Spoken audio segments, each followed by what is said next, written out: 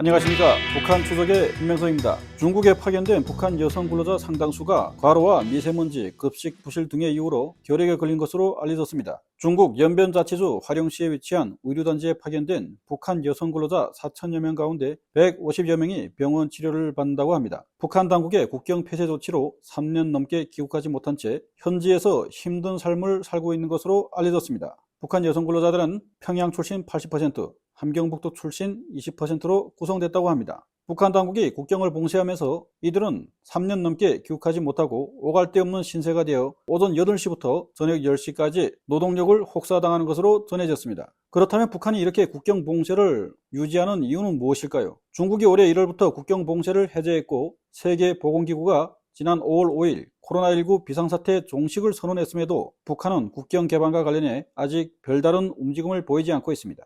왕야진 평양주재 중국대사가 내정된 지 2년 만에 지난 3월 부임을 했고 코로나19 비상사태 해제 선언까지 나오면서 북중 국경 봉쇄 해제 임박설이 파다하지만 북한 당국은 개방 시기를 저울질하고 있습니다. 일각에서는 의료 시스템이 미비하고 백신과 치료제도 부족한 북한이 방역 해제 시 외부로부터 코로나가 유입될 것을 우려하기 때문이란 관측이 나옵니다. 중국에서 한동안 잠잠하던 코로나19 감염자가 최근 다시 증가하고 기존 오미크론 하이 변이보다 전파력이 훨씬 강한 XBB 계열 바이러스가 우세종으로 자리 잡은 것도 북한으로서는 신경이 쓰일 수 있는 대목입니다. 하지만 북한이 국경을 닫아두는 더 큰 이유는 중국 내 노동자들의 외화벌이가 심대한 타격을 받을 수 있다는 점을 꼽는 관측도 있습니다. 현재 단둥과 선양, 옌벤, 투먼, 훈춘 등 중국 변경 지역에는 10만 명을 웃도는 북한 노동자들이 식당, 의류, 수산업 공장, 정보기술 업종에서 일하는 것으로 추산됩니다. 이들의 1인당 한 달 급여는 2,500에서 4,000위안 수준인 것으로 알려졌습니다.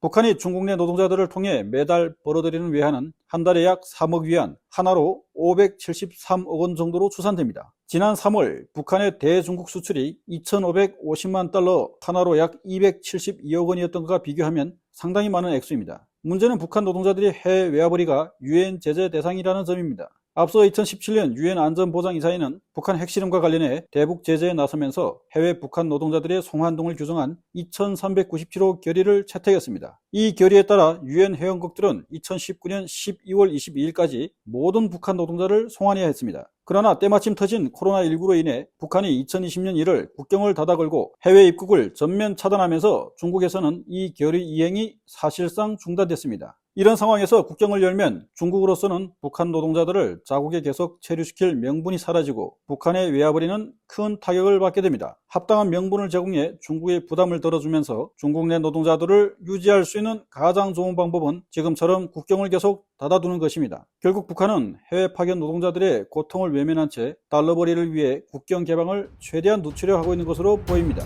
감사합니다.